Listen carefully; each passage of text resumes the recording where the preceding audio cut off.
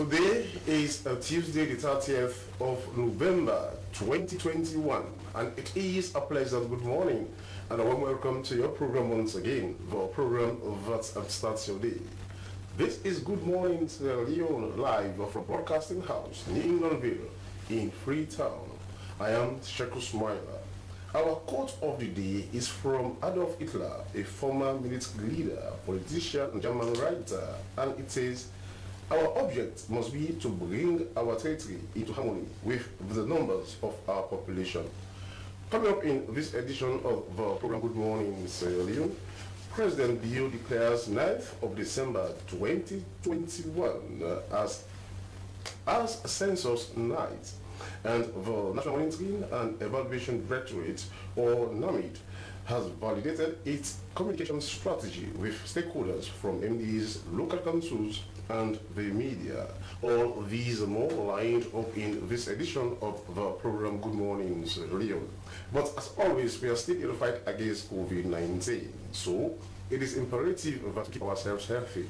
Let us ensure that we adhere to all COVID-19 preventive protocols so that we become successful in the fight against this pandemic. As always, let us watch and see what is there for us by way of advice this morning.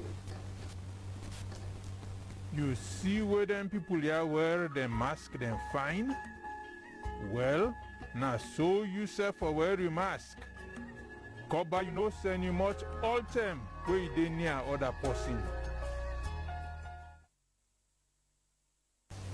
I am back, and the program you're still watching is Good Morning Sierra Leone. You can also follow us on our Facebook page, SLBC Channel 41.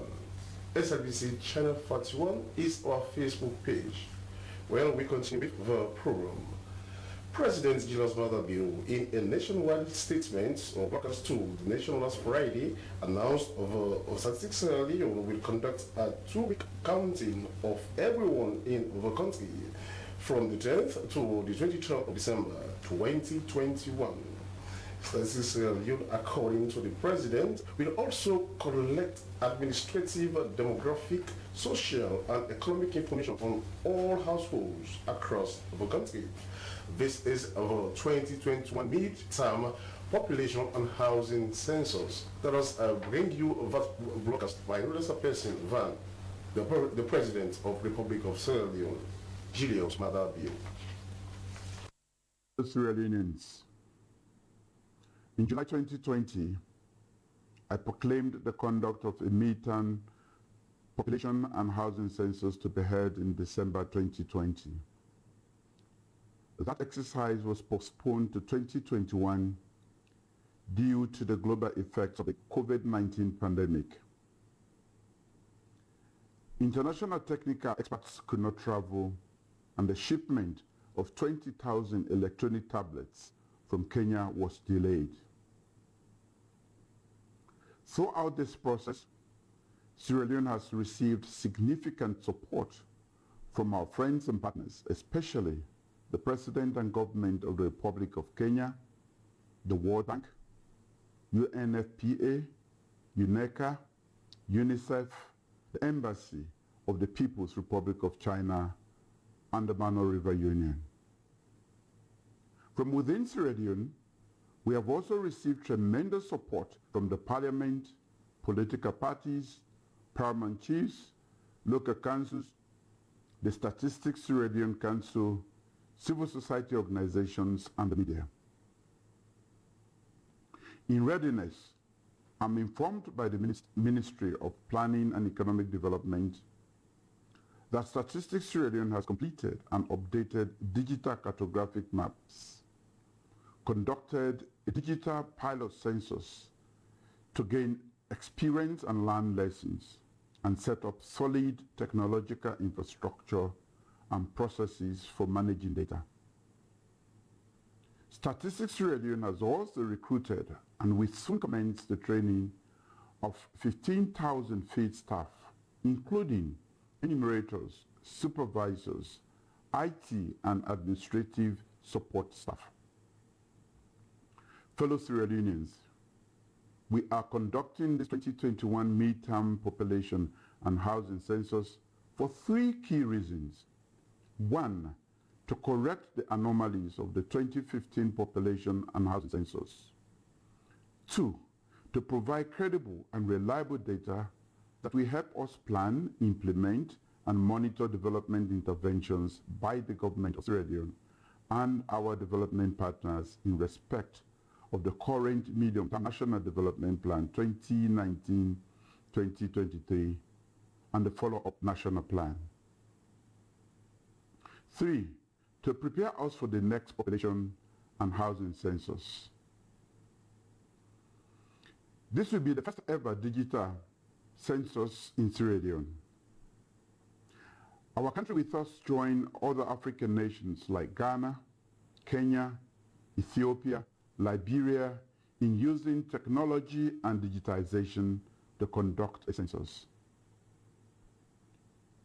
The digital technology used will ensure that households, villages, and towns that were not reached in previous censuses are reached this time and enumerated. This approach also assures that all inhabitants and housing structures throughout Sierra Leone will be fully covered. Digital data generated, therefore, will provide an excellent sampling frame for conducting subsequent statistical surveys. Additionally, statistical indicators derived from the 2021 midterm population and housing census will also show the progress we have made since 2015 census and what challenges need to be addressed in the overall development of our country. Statistics will therefore commence a 2-week electronics enumeration of everyone in the sovereign territory of Sierra Leone from the 10th to the 23rd of December 2021. During the census exercise, Statistics Sierra Leone will collect administrative, demographic, social, and economic information on all persons. We need to know how many people live in Sierra Leone and where they live. By knowing where people live, what their living conditions are, and what development challenges they face, my government and development partners can better plan and implement investment in their communities. Our development partners and my government are firmly committed to ensuring objectivity, transparency, and professionalism throughout the census exercise. I therefore urge every citizen to participate fully in this exercise. I therefore declare the night of 9th December 2021 as Census Night and the 10th of December 2021 as the date for the start of electronic enumeration for the 2021 midterm population and housing census for Sierra Leone. I thank you and God bless the Republic of Sierra Leone. That was the President of the Republic of Sierra Leone, Brigadier retired Julius Bill, declaring the commencement of the midterm, the 2021 midterm population and housing census. The 9th of December has been declared as Census Night, and the 10th will be the start of the census proper. But to take these particular discussions further, I've been joined in the studios by James Meadow. James Meadow is the Census Program Manager. Good morning, Mr. Meadow, and welcome to the program. Good morning, and good morning, fellow listeners. Now, the 9th of December has been declared by no less a person than the President as the Census Night, and the 10th will be the commencement of the counting and all the rest of it. Now, tell us, how prepared is Statistics Sierra Leone, to undertake this process?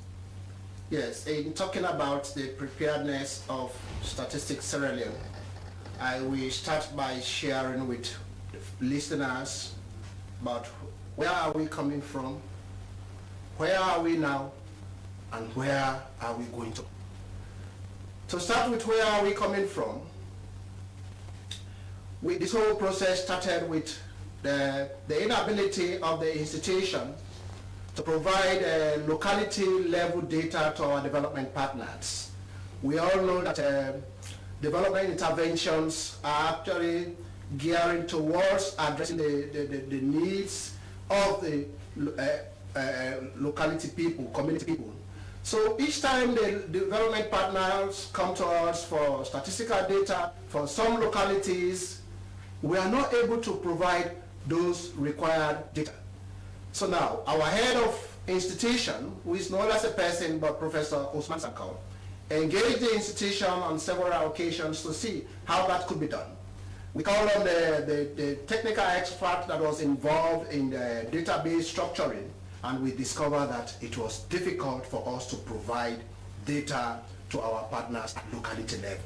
And the only way out was to redo the census, which we call the midterm population and housing census. This concept was shared with the council and subsequently with the Ministry of Economic and Development Planning that oversees Statistics Sierra Leone, and subsequently shared with the government for support.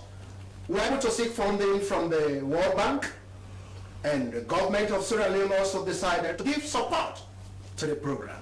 So we started. How did it all start? We started with what we call locality verification. Because we noticed the fact that we are not able to analyze the 2015 population and housing census at locality level, we tried to engage the local authorities to see how we could verify all the localities in the country using our various data that we have for the localities. That was done with the involvement of the local authorities, the paramount chiefs, the section chiefs, and even the town chiefs. Having done that one, the next stage we moved to was to actually commence a cartographic work.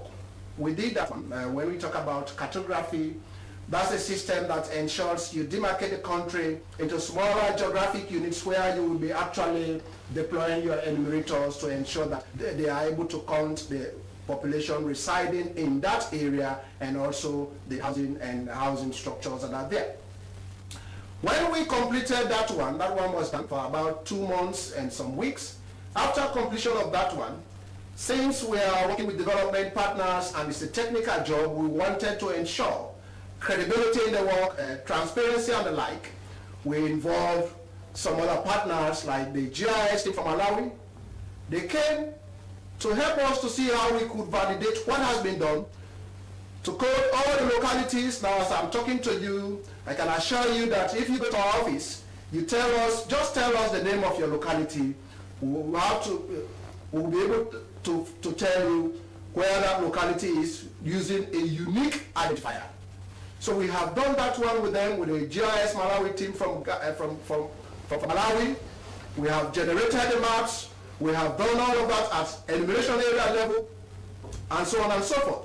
When we did that one, since it's a digital census system, I've got about 20,000 tablets from the Kenyan National Bureau of Statistics, the Kenyan government, we decided to do what we call a pilot.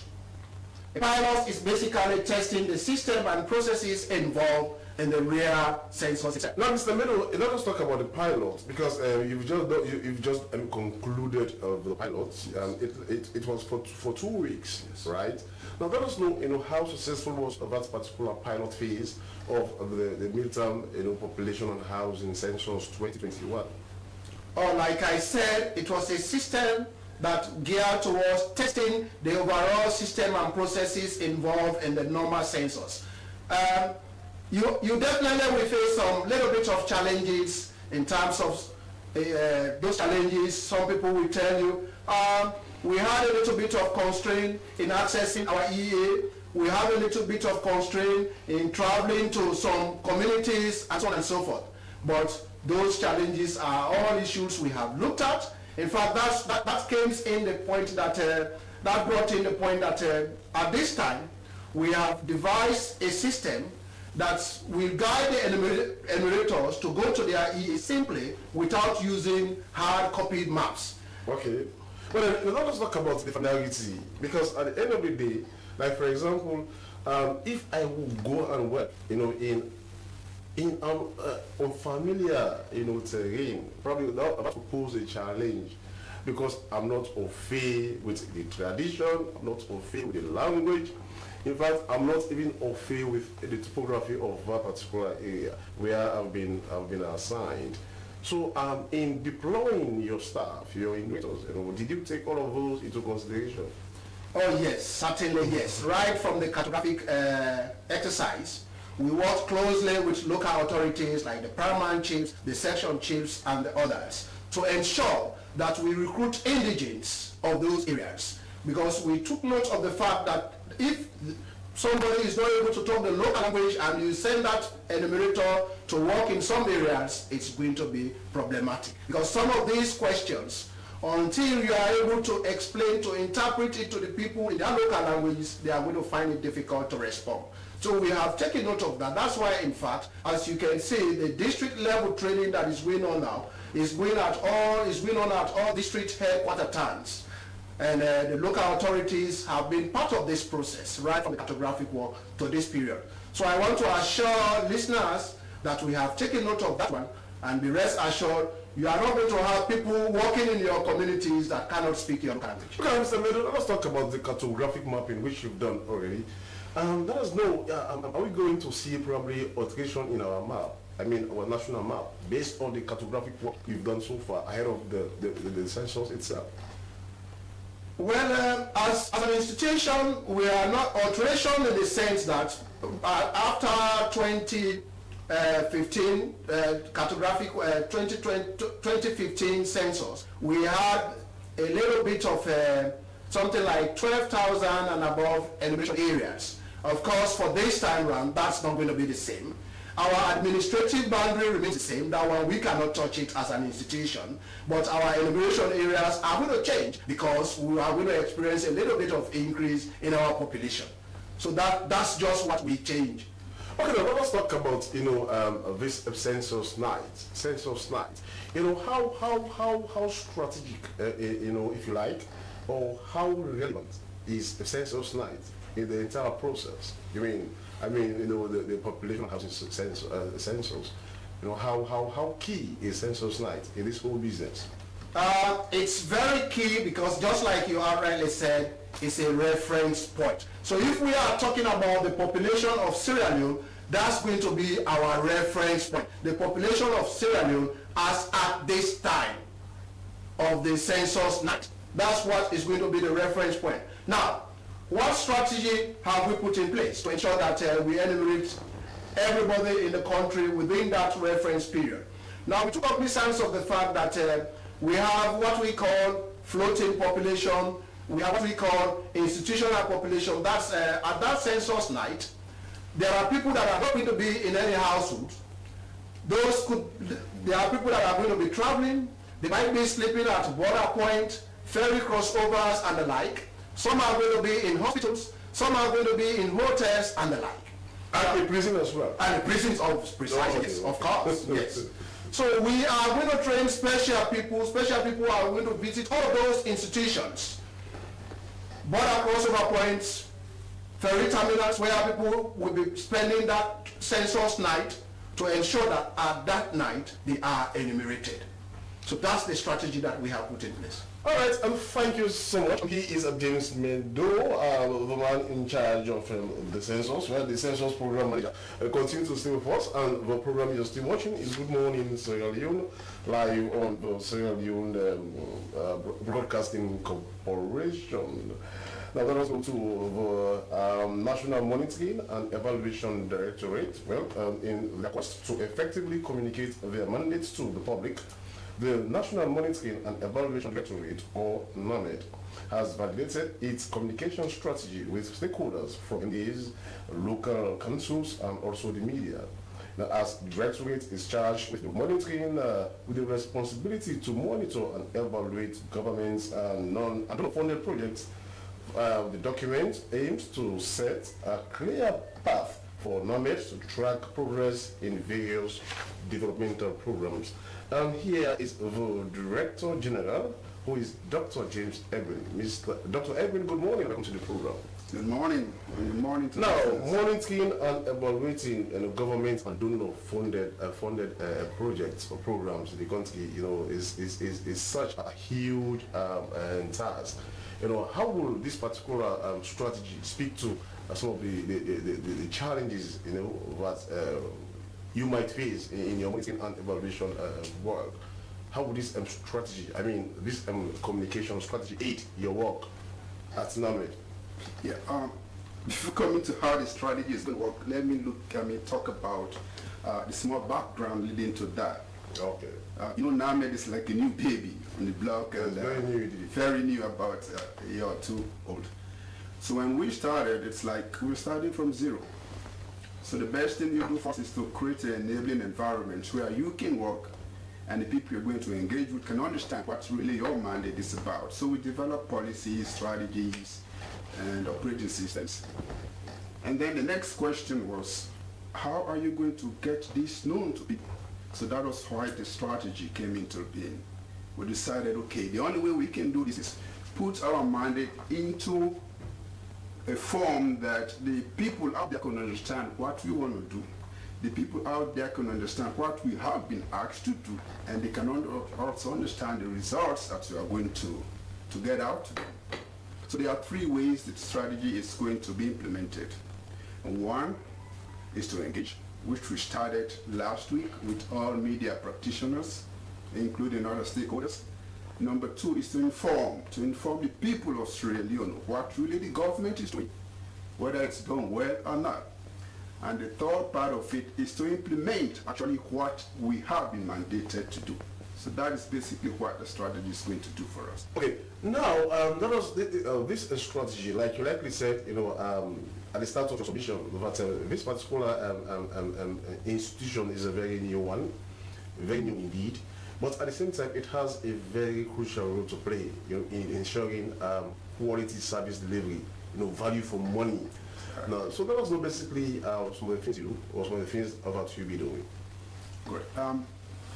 You see, from time immemorial, before you and I, government spends money on projects in this country. Government spends money on developing policies. Government spends money on programs. The same with donors that come to help us to deliver on the National Development Plan. However, there was one thing missing: a national system that looks at all these programs, the projects, and the policies. The National Monitoring and Evaluation Directorate is coming here to do that. It is a difficult task, of course, we know that. And we do observe and understand that most MDAs do have monitoring officers. The local councils also do have monitoring officers. But on the other hand, the capacity of most of these areas are pretty low. Number two, there is no synergy across MDAs on what the government is doing. If you call one ministry, the ministry talks about itself. Let's say agriculture. Agriculture is going to talk about agriculture, right? What about the NGOs that are engaged in agriculture? What about even the CBOs engaged in agriculture, or the local councils engaged in agriculture? Besides that, you call another ministry education, it talks about education. Is here an MDA doing something on education that is not reported to education? Yes, there is. So there's a synergy that NAMED can create. All partners involved in education, for example, can report as one within this system. Any other person involved in agriculture besides the Minister of Agriculture can report at one.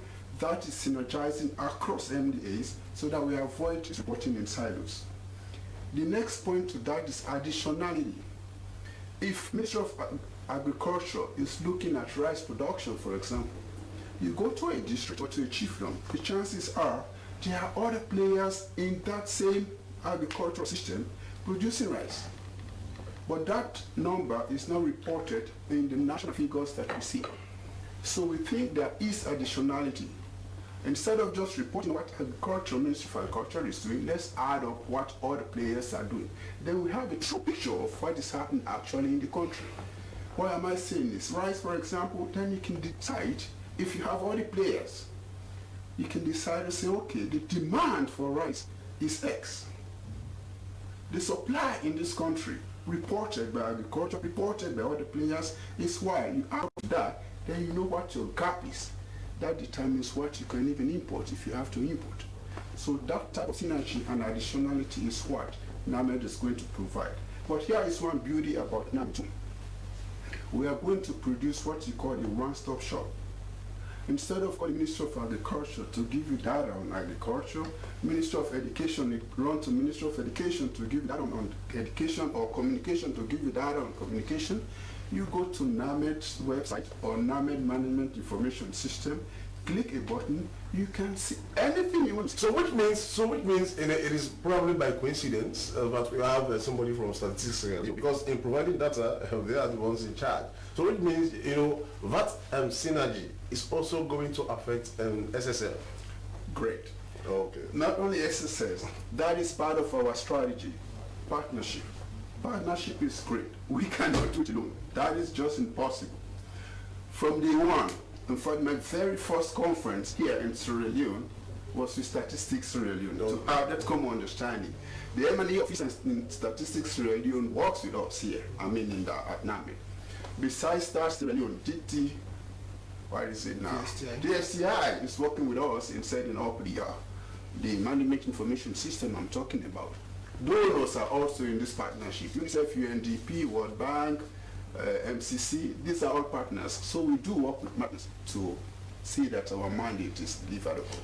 Okay, and Dr. James Edwin, continue to stay with us, and he is the Director General, National Monitoring and Evaluation Directorate. We are going for a very short break. When I come back, we'll be continuing with you, Dr. Edwin, as you set the stage, pushing the discussions forward as to what your directorate actually does. We are going for a very short break, and we'll be right back.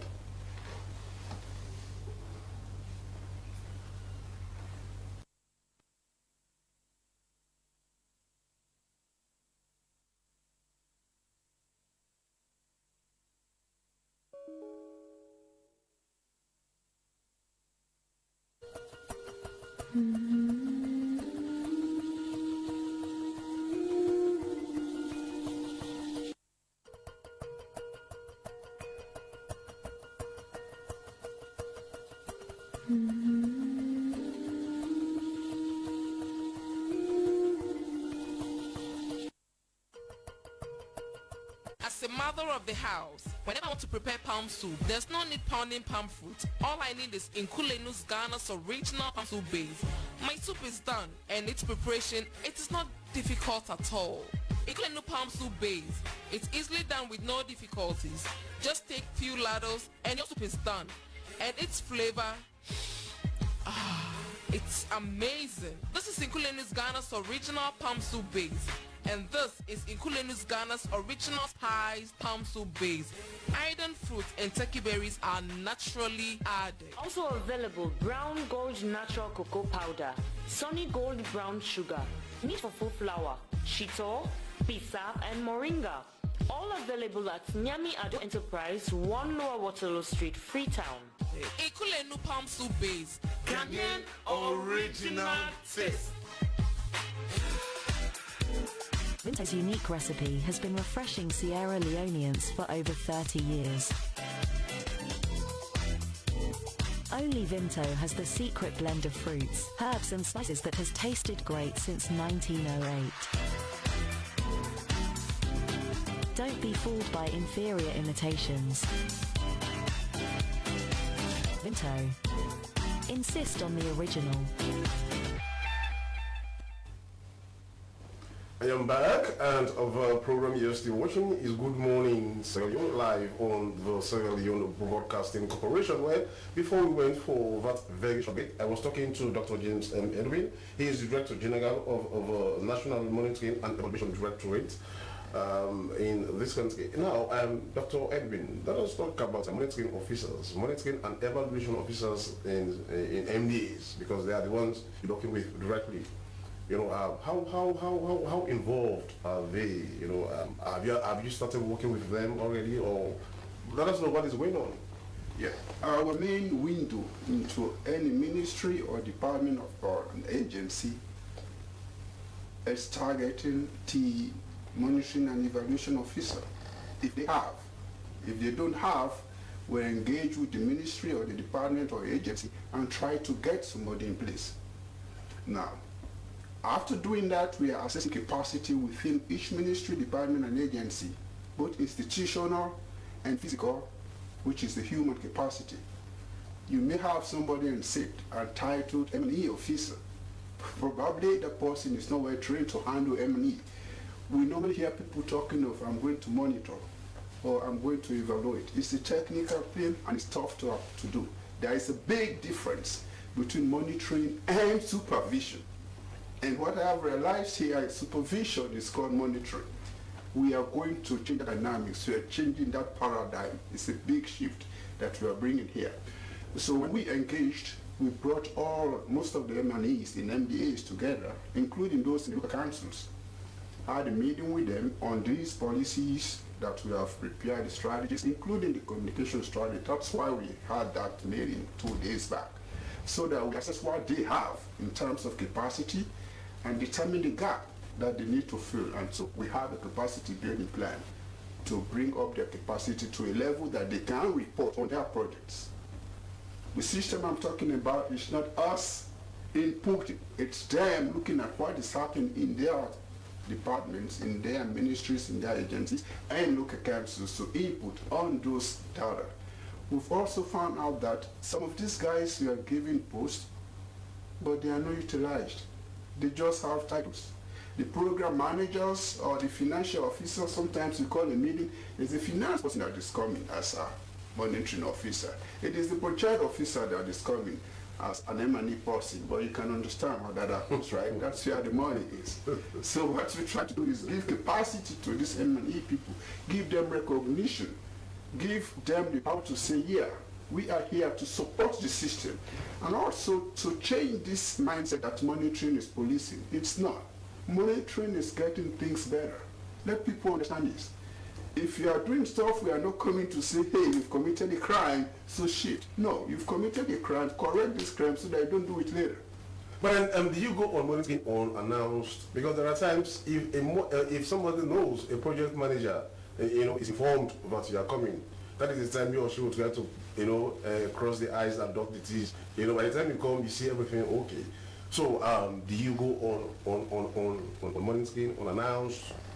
You just, come and say, okay, I'm from NAMED, I've come to see what you're doing, without, prior knowledge of that person knowing that you are going to come. Yeah, I'm glad that you're asking this question, so that by the time I leave here, you're already a monitor from what you're saying. Yes, we do monitoring unannounced. We do joint monitoring with the MDAs too, and of course, donors that are coming from outside. But of course, our key tool is go monitoring unannounced. Okay. We also monitor from the finance ministry. For example, the former finance minister, now the chief minister, even announced that and had a circular around to all MDAs that there will be no more disbursement, second tranche, third tranche, to projects without a monitoring report. That came from our output as we started operating. So that is working smoothly. So when that document comes, if an MDA goes to finance, for example, give us 300 million. We want to do A, B, C. Well, the question is, what about the first 200 million? What have you done with it that you're asking for 300 million? So that document comes to us.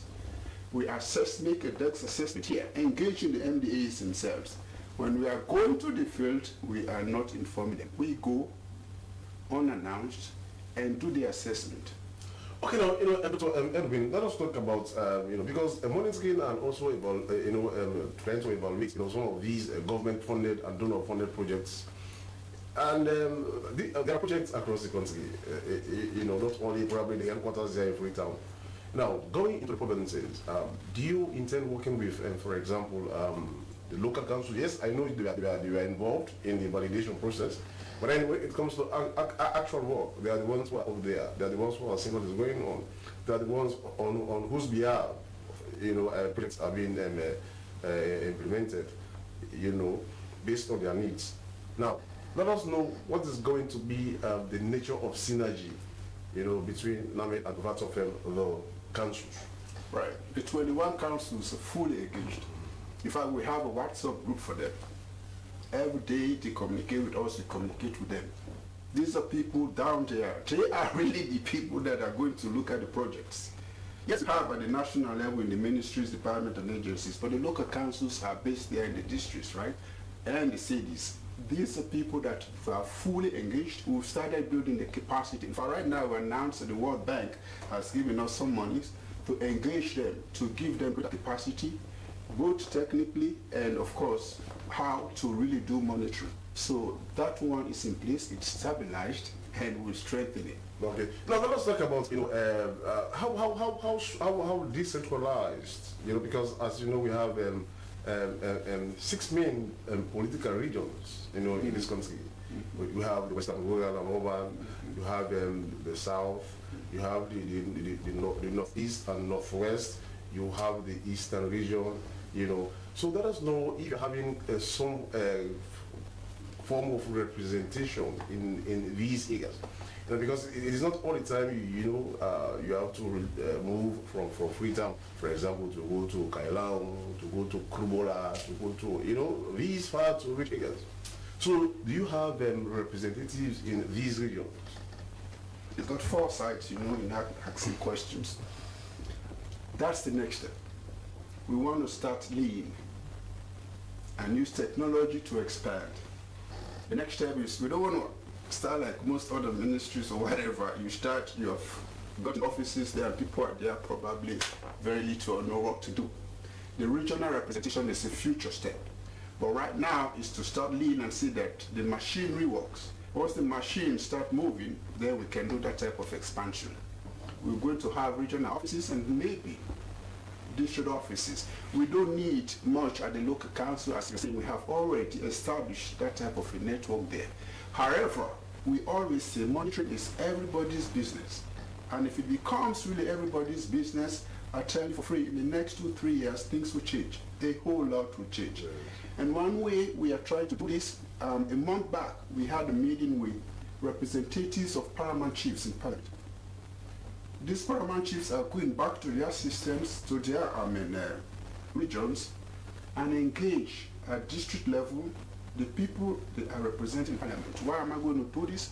The parliamentarians, the paramount chiefs told us, look, we know almost everything that happens in our chiefdoms. So we have a structure. In my chiefdom, I have section chiefs, I have town chiefs. Okay. If I need anything, the town chief, that small town of maybe a few thousand people, the census people can tell us that. That town chief knows every teacher, every medical officer. In fact, one challenge also was giving us numbers. I say, even statistics, let me inform you about this. The chiefs are saying it. I say, if you only ask us, we can give you data, just like that, because we know our people. So, what I'm trying to emphasize is monitoring is going to be everybody's business. Okay. We are also going to engage the youth in those. Yes, indeed. Dr. Edwin, let us talk about the involvement of CSOs, non-state actors. Because even in budget implementation, budget discussions, non-state actors, are always very much relevant in a way. So let us know how do you intend working with non-state actors, especially CSOs? Yeah, we've started already. Okay. We've started getting meetings with them. Even during this budget call, that was the time the partnership was getting really strong. This past before the budget cycle 2022. So we started working with them, we've started engaging in terms of meetings. However, even though I'm saying everybody becomes a partner, there are some limits. It's just like what I tell some of my M9Es. We are not engaging as a partner to say you are now an M&E person and start doing what the policeman can do. Okay. Policing system. So we're trying to avoid that. CSOs are going to be great partners. Okay. We have started doing that and we're going to have a partnership. All right, okay, thank you so much. And here is Dr. James Erwin. He is the Director General of the National Monitoring and Evaluation Directorate. Now, I'm still in the studios. I have James Meadow, Census Program Manager, as the 9th of December is going to be Census night, as declared by no lesser person than the President of the Republic. And the 10th of December is going to be the start of the actual counting. For us, the people who are not statisticians, when they say census, what comes to mind is counting. Yes, the counting is going to start on the 10th. But now, Mr. Meadow, let us talk about the census night. The census night, according to what we've been told, is that you are counted where you slept. Where you slept. For example, even if our enumerator comes to a house and you are not around, but somebody else will tell him or her that somebody slept here last night, and that person will be counted, taking that particular household into consideration. Now, you are using, a very advanced technology this time around, the tablets. Which means, you have a control room or a situation room as Statistics Leone.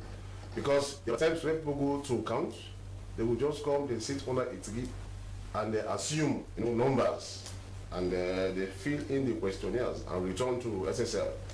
Now, how is that going to be monitored? Let me just give a quick background to the cartographic work that we just completed, together with the pilot that we have just done. Now, the technology is so nice in a way that this time around, that kind of thing will not happen. Like during the cartographic work, in fact, when our mappers visited some communities, people were so glad to receive them by saying, in fact, this is the first time we are having this set of people visiting our communities. That tells you, by the time we are not using the digital system, some people were just sitting under the tree or staying somewhere and manipulate the data because we are using the paper system. They can just fail it. Now, the tablet system, the digital system we are using, it has a kind of a coordinate system inbuilt in the tablets, the GPS inbuilt in the tablet, that we capture the coordinates of every structure that you visit. And in fact, the system will not allow you, if you are like, for example, you are at SLBS, it will not allow you if you are 20 meters away from SLBS to work. So that was how we started from the cartographic work. So even during this enumeration period, it's going to be that same system because the tablet has a kind of GPS inbuilt system that is also going to give us information at HQ because during the tablet provisioning we have developed what we call a dashboard system that will be getting live data from the field. On daily basis, as the enumerators are working, we'll be in our office and maybe collecting the data, and maybe at the end of the first day we will tell you, in fact, how many households have been enumerated, how many people have been counted in the country. So it's so much a nice system that it will not encourage that kind of thing at all. Because if you are far away now, we have mapped out all the structures. If you are away from this structure and you send data for us, from our cartographic world is going to tell us, no, this person is not at this structure. So therefore, you have to go back and ensure that you are at that structure before you send us the data. Now, this census is not going to just be limited to head count. It also has to do with administrative, to collect administrative, demographic, social, economic information on all households. And all of us know that it is only when you know the number of people living in a particular area, what their needs are, what their economic and social status, how they're living, the standard of living, cost of living, then that would greatly also affect, resource distribution, or allocation of resources. So let us know how is that going to be seriously dealt with, especially when we are talking about people who may attempt, at staying under a tree, but now that has been addressed as far as, based on what you've said. But I'm looking at the social life, the economic status of people, where they are living, how the standard of living, how is that going to be captured in the information you are going to collect? Yes, in the census questionnaire, you are going to start with asking the respondent's name, The age, which is very important for government in terms of planning for the youths, the under fives and the like. We'll collect data on that one. The age, the educational level of the respondents that you have in your household, maybe those that are in primary school, secondary school, universities, or those that did not attend school at all. We are going to collect information on that. And we'll look at other social facilities, services like health facilities. We'll measure that one in terms of distance from the household to the nearest health facility. Because I'm quite sure the nearer you are to a health facility makes it a little easier for you to access that health facility. Because if you are 10, 20 miles away from a health facility and you have a health problem at midnight, how are you going to access that health facility? In terms of educational system, we also look at the availability of educational institutions, primary schools, nursery schools, secondary schools, and universities. We look at all those. Other services like water well, pipe-borne water, and the like. So we look at all those things to be able to determine the need of the people in those communities. Because the more you know the needs of the people, that's how you are going to plan for them. Like I was telling you, when development partners come, some would want to provide services in the area of health facilities, water wells, schools, and the like. So they will come to us to ask for this sort of data. We want to know areas that do not have primary schools, nursery schools. We look at our database, calculate that distance. Those that are staying far away from primary schools or nursery schools, we provide that data to development partners. And definitely they will use that to plan for those communities. So all of those sort of things are going to be like the disabled, those with disability issues. That one is embedded in the questionnaire. So if anybody comes into the country, you want to support people with disability, we have that database. We can for sure tell you, we have 1,000, 10,000, 5,000 of people with disability. And these are the areas they are residing in the country. So you can quickly just access them. Now, what do you expect of, because census night is very key in the entire process, you know, because it is about having accurate data, especially in the area of population, you know, because it is when you know the number of people living in your country, you know, where they are, where their needs are, that you'll be able to plan, you know, like you mentioned, how to allocate resources, you know, what their needs are. Now, what do you want to actually say, you know, to people who are living in these households, you know, on what is required of them, especially during that night, the relevance, the significance, the importance, you know, the strategic nature of census nights in the entire process? It is so strategic in a sense that that is going to be our reference point, and we are appealing to each and every one in the country to ensure that you give us credible information as far as that reference point is concerned. Definitely we would like to create awareness in people to be able to record that census night. Remember, the census is going to last for 2 weeks.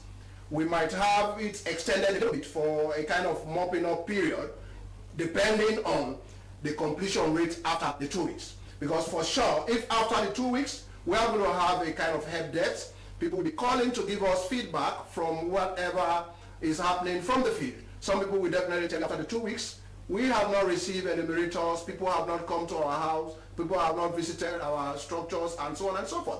So that might give us the opportunity to say, we are going to extend it a little bit. So that reference period, I mean, we have engaged local authorities, and several other institutions are going to be engaged to ensure that a kind of formal activity takes place that people can always be referred to.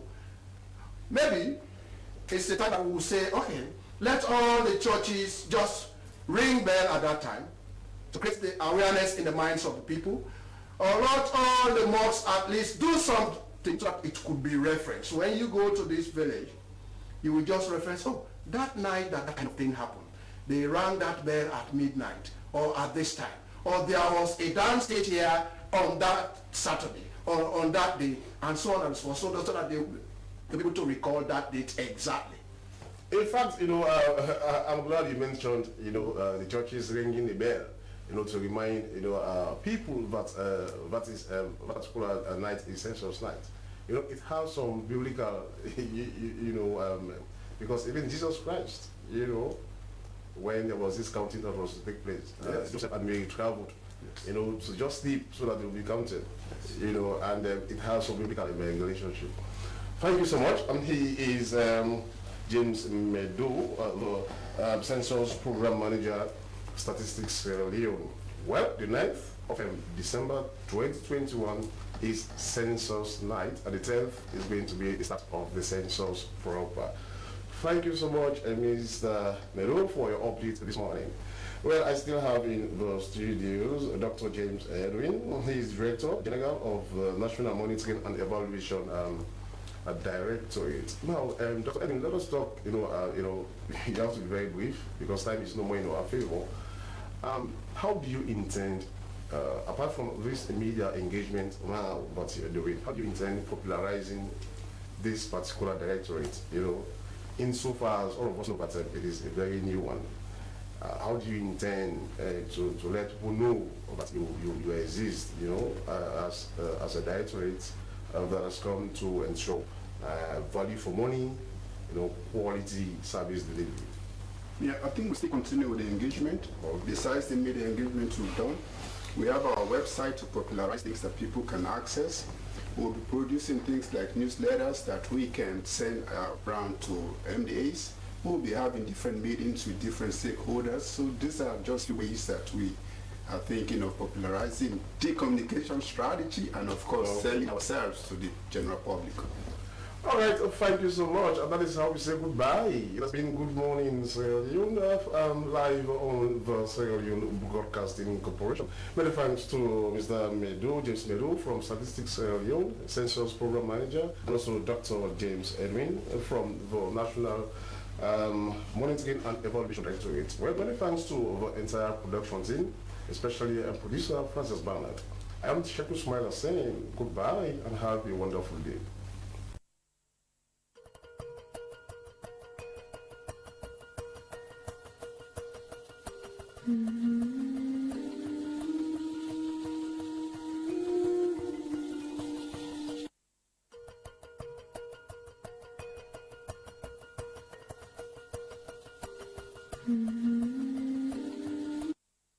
My name is Patrick Salia from Freetown, where we cover the important